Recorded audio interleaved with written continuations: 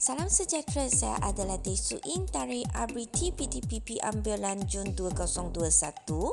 Hari ini saya akan melalui video ini berkongsi tentang kemahiran yang saya belajar dari program IPG. Ini adalah bahan yang saya gunakan untuk menghasilkan karya saya. Saya telah menggunakan kotak yang terbiar dari sudut kita semula sekolah saya, dan saya akan menggunakan tap untuk melipatkan kotak-kotak ini. Saya telah memilih kotak yang lebih tebal dan membuat beberapa lubang seperti karya yang sebenarnya.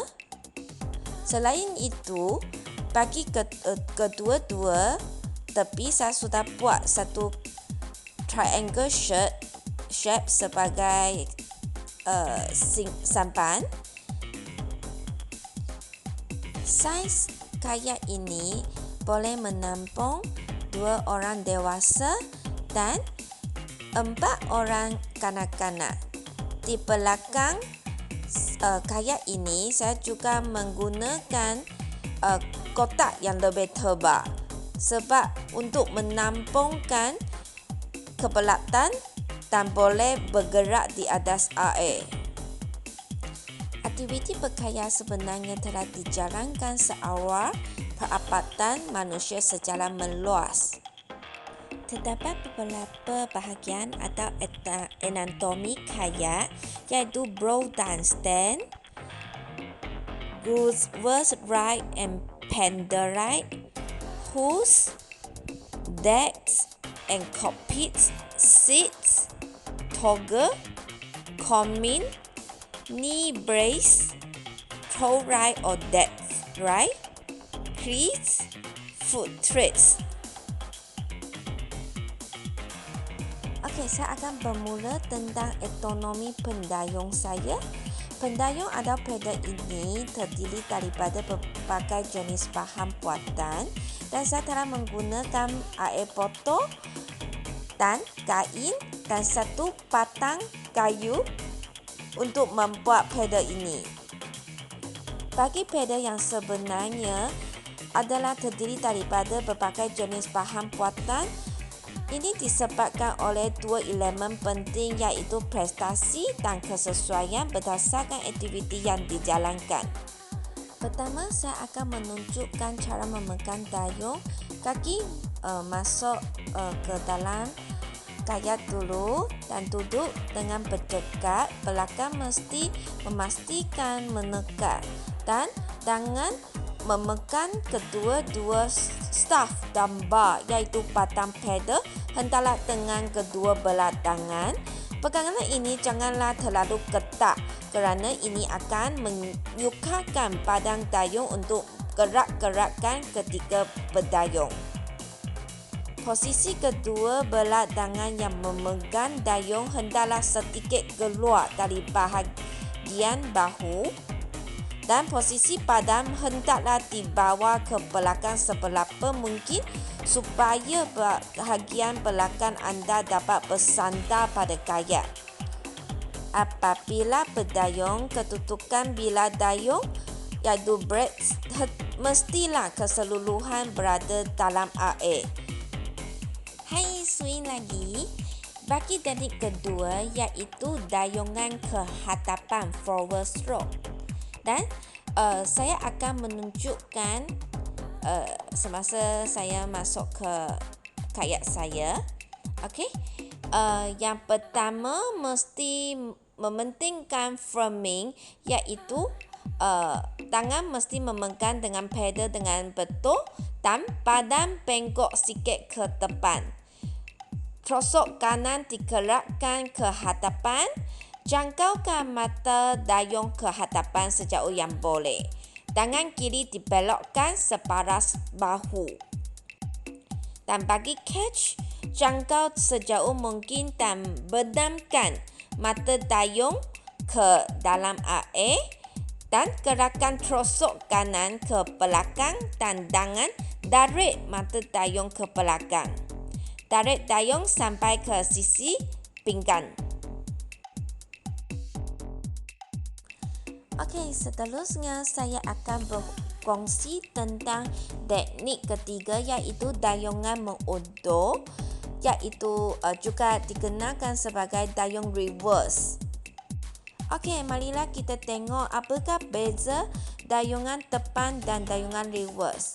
Okey, semasa duduk di dalam kayak, memastikan catch, iaitu pusingkan torso kanan ke arah stance, sejauh mungkin dan benamkan mata dayung ke dalam air. Dan seterusnya, nak mementingkan push dan exit. Tolakkan mata dayung ke hadapan bahagian kiri dan kanan secara berulang kali. Okey, seterusnya saya akan menunjuk cara keempat iaitu dayungan membelok ke haluan kanan.